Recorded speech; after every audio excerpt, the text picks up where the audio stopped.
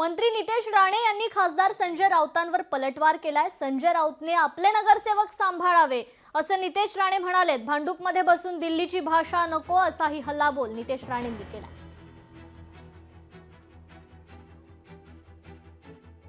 संजय राजाराम राऊतकडे आणि त्याच्या नेते मंडळीकडे त्याच्या मालकाकडे आता काय पर्याय राहिला आहे? नाक घासून येण्यापेक्षा त्यांना नाकच घासायला लागणार।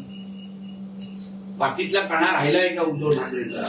संजय राजाराम राऊतनी आणि त्याच्या मालकाने स्वतःचे नगरसेवक सांभाळावे, स्वतःच्या बुडाखाली लागलेली आग सांभाळावी, मागून विधवावी आणि मग आमच्या घरामध्ये बघावं ना।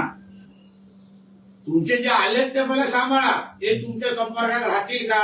आणि भांडूपमध्ये बसून तू थेट दिल्लीची भाषा करू नकोस। महायुती आमची भक्कम आहे।